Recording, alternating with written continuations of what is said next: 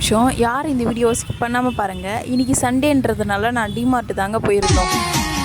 செந்திருக்க கோலோ வானத்துல பாரு வந்து இந்த நேரம் போட்டு வச்சதாரு